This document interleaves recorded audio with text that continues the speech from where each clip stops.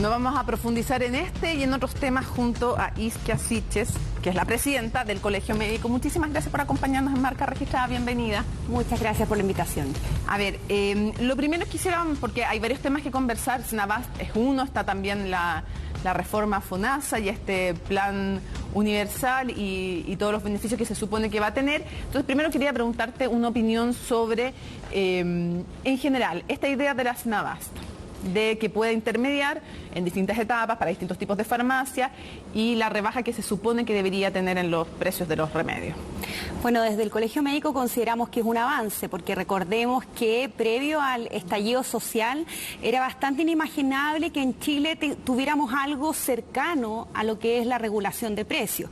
Claramente se abrieron otras oportunidades y en ese sentido es valorable. El único tema es que esto se mantiene bajo la lógica de que es el beneficiario de salud el que va a comprar a una cadena de farmacia medicamentos que en realidad gran parte de ellos y gran parte de los propios ejemplos que ha usado el Ministerio de Salud son medicamentos que son para patologías que son auge, que están cubiertas tanto en el sector público como el privado y que deberían tener también una protección financiera para los medicamentos y que los pacientes no deberían, sobre todo los pacientes del sector público, ir a la farmacia a comprar estos fármacos. Hay un problema previo que es la dispensación y la entrega de los fármacos que no está lo suficientemente protegida por el sector público y que también tenemos bastantes problemas y muchos de los pacientes tienen que ir un día a buscar un medicamento, un día ir al consultorio, otro día ir al hospital, algo que efectivamente lo aleja del funcionamiento cotidiano y creo que ahí hay un énfasis muy importante en donde el gobierno debería innovar más. Ahora, realmente uno puede pensar en reducciones de precios de hasta 70% porque una cosa son las personas que van al consultorio, por ejemplo, y retiran parte de sus remedios, otros son los que tienen la farmacia independiente, pero hay una gran cantidad de clase media que va a las farmacias grandes. ¿Qué va a pasar con esas grandes cadenas de farmacia? Querrán, porque si tienen un tope, también se limita la ganancia. De todas maneras, entonces, ahora pasar porque no es que en el fondo, así lo han aclarado las autoridades de salud, no es que vayan a poder ir a Senabast, lograr que comprar más barato y después poner cualquier precio. Entonces esto significa limitar las ganancias. ¿Qué factibilidad cree que hay de que estas grandes farmacias, estas grandes cadenas, que más son tres y entre tres, en el fondo tienen todo, realmente accedan y quieran acceder a comprar vía Senabast para bajar los precios? Evidentemente las farmacias son bastante innovadoras en sus nuevos mecanismos para producir un gasto de bolsillo mayor.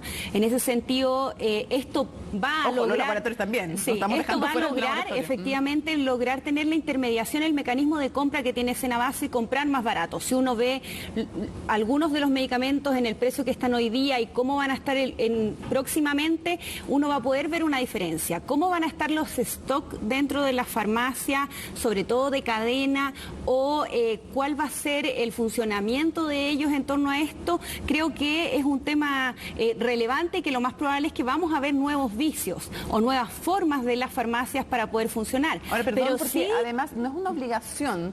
No es una obligación para la farmacia de una cadena importante, no tiene ninguna obligación legal de acceder, de querer ser parte de este sistema. Tienen la posibilidad, pero no están obligados, por lo tanto, podrían seguir funcionando tal cual como están. Uno podría decir, bueno, pero es que van a tener la competencia de las farmacias independientes, pero son tan pocas al lado de las otras. ¿Son realmente una competencia si es que bajan los precios?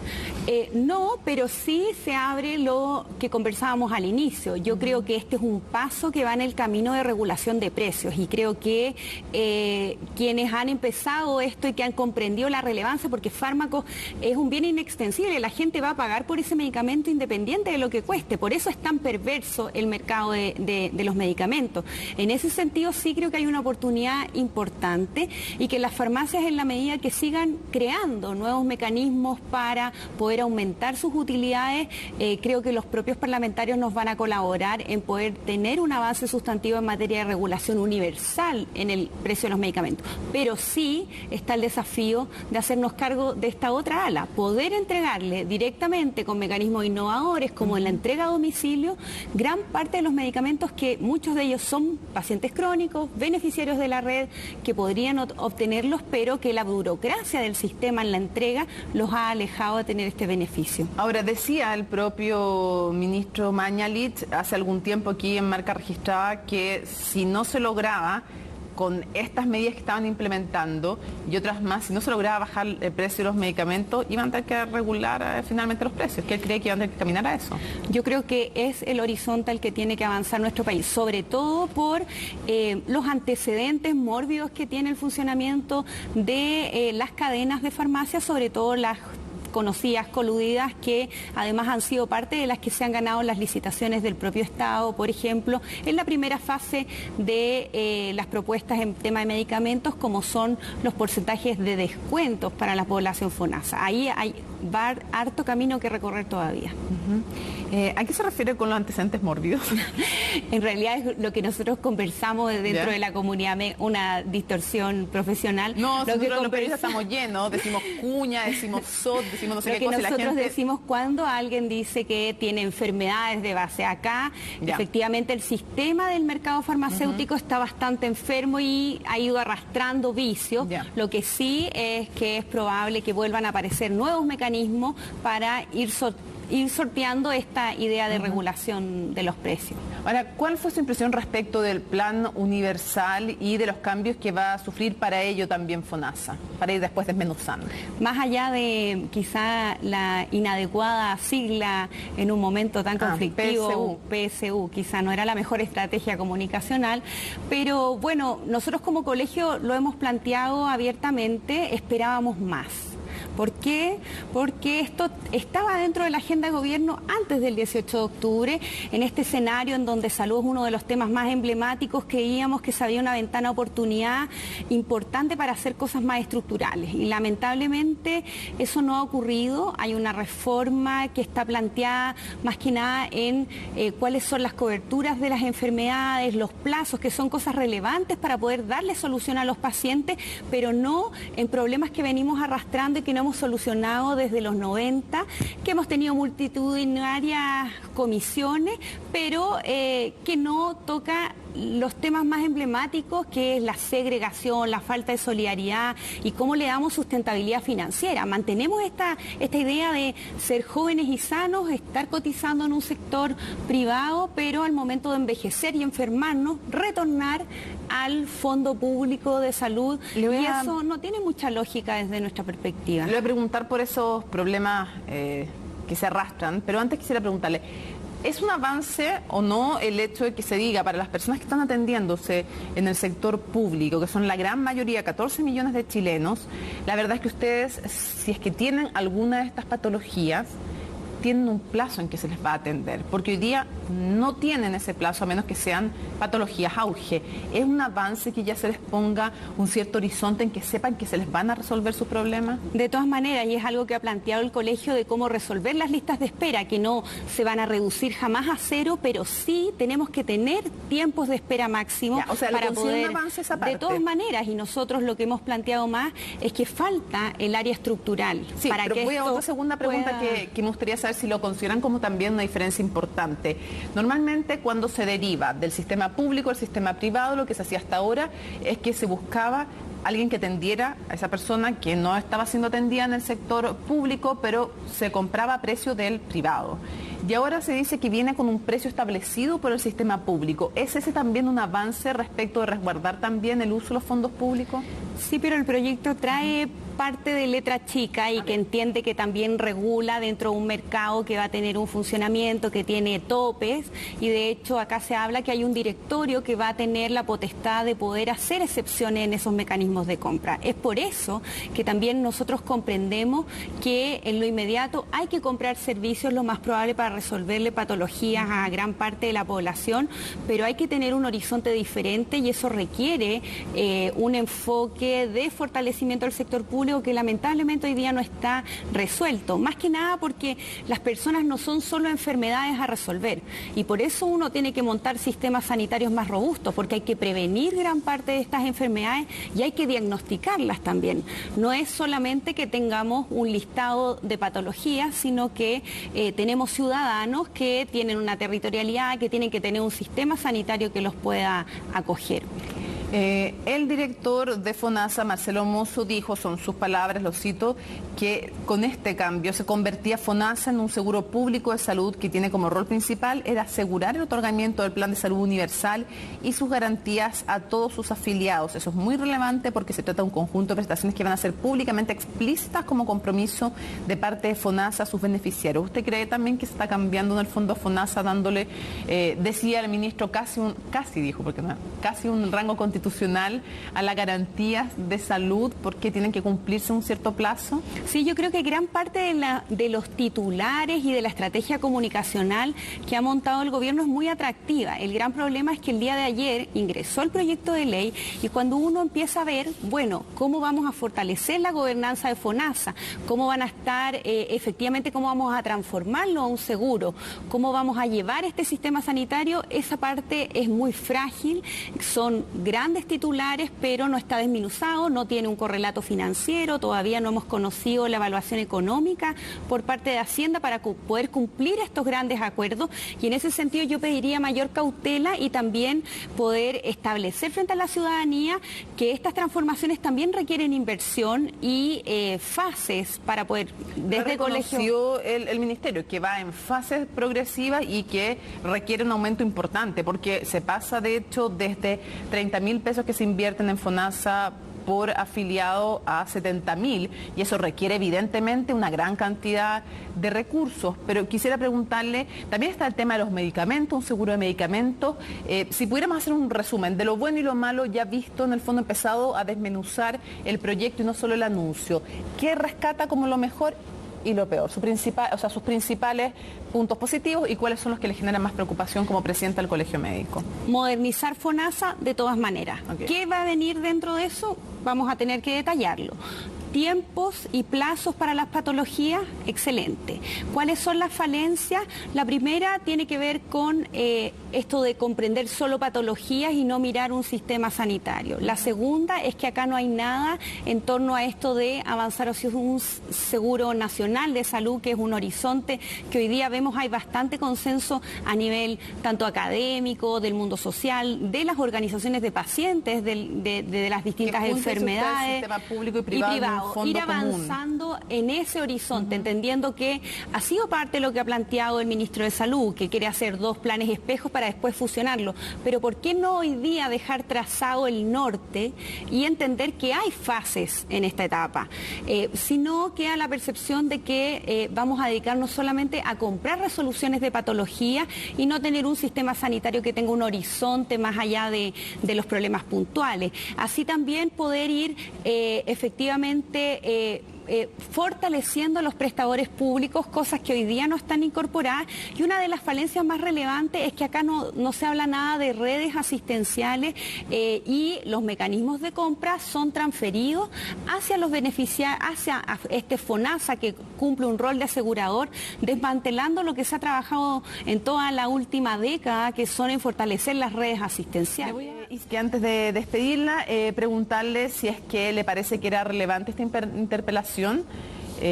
Como 3 partes en el fondo de esta pregunta. Si le parece que era importante esta interpelación, importante me refiero a necesaria finalmente, porque siempre una interpelación va a ser importante. Si era necesaria, ¿cuál es su evaluación de la gestión del ministro Mañalich y qué le parece que han habido tan pocos parlamentarios?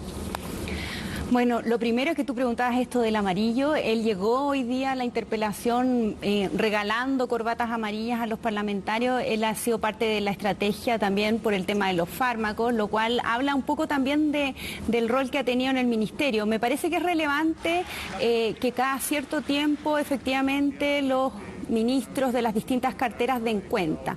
Particularmente relevante en materia de salud porque hoy día es uno de los temas más emblemáticos para la ciudadanía y en donde nos ha costado como país darle respuesta a los pacientes que día a día sufren condiciones que a veces tengo la percepción que en los ministerios se pierden en sensibilizarse realmente el nivel de urgencia que tenemos, y creo que este estallido social yo hubiera esperado que tuviera una respuesta mucho más enfática y tácita por parte del gobierno, y nosotros lo seguimos esperando. De hecho, este viernes esperamos, hoy día conversé con el ministro del Interior, esperamos este viernes tener algún grado de interlocución directamente con el presidente porque creemos que hay una ventana de oportunidad que Chile no puede desaprovechar.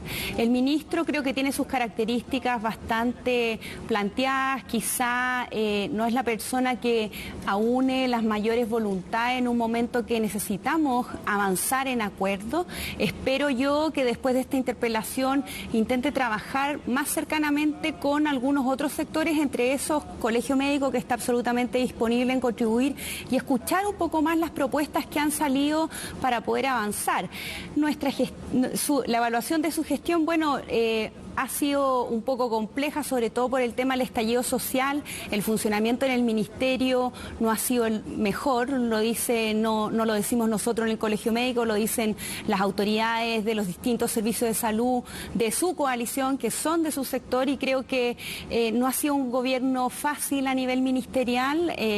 Creo que hay amplios desafíos y lamento mucho que se ponga un énfasis tan grande en estrategias comunicacionales, creando amplias expectativas a la ciudadanía, pero que al momento de llegar a conocer veamos que en realidad no hay un contenido que nos dé tranquilidad, sino que el ministro anuncia algo y todos nos preguntemos, bueno, vamos a ver realmente de qué se trata la propuesta ministerial. Estamos con la presidenta del Colegio Médico. ¿Cuál es el antecedente respecto de lo último que decía el diputado respecto de la falta de fármacos para cumplir con la ley de aborto tras causales?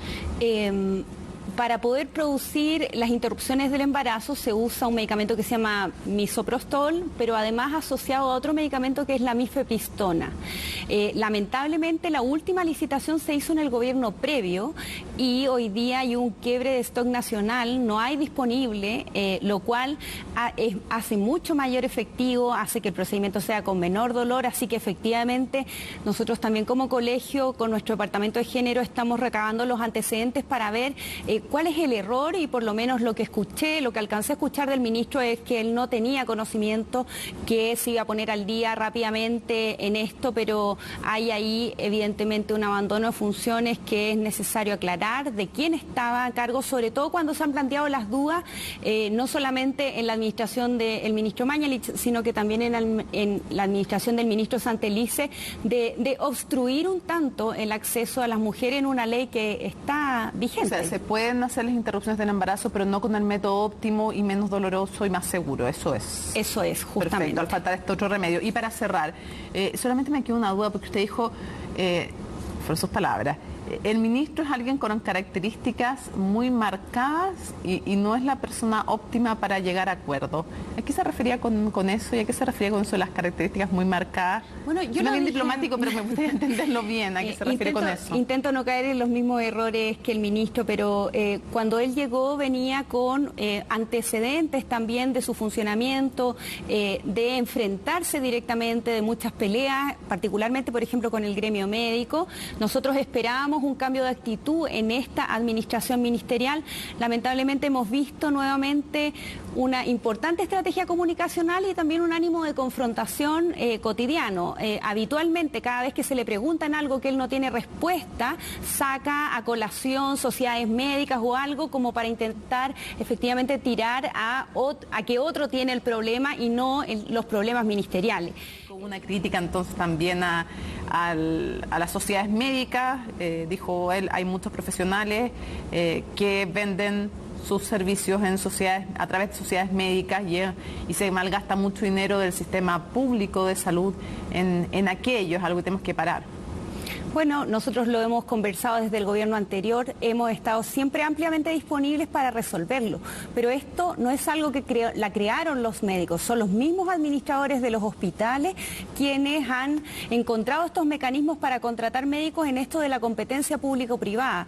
Y en ese sentido, el ministro muchas veces saca a colación esto, pero desde lo que va de su gestión no ha hecho nada concreto para reducir las sociedades médicas y tampoco para aumentar la dotación de profesionales especialistas. De hecho, hoy día hoy día mismo yo le escribí para poder recordarle que tiene algunos acuerdos pendientes con nosotros, entre esos poder dotarnos de cargos para los médicos generales de zona que terminan su especialidad, que terminan más o menos en marzo, y la idea es que tengamos cargos públicos disponibles para decirle la red pública los necesita porque ellos no tienen una obligación de retorno y lamentablemente esos cargos no están. Entonces hay mucho de relato y discurso pero poco de contenido y lamentablemente es algo que se repite en cada una de las intervenciones del ministro de Salud. Isquia Siches, presidenta del Colegio Médico, muchísimas gracias por habernos acompañado en Marca Registrada. Muchas gracias por la invitación.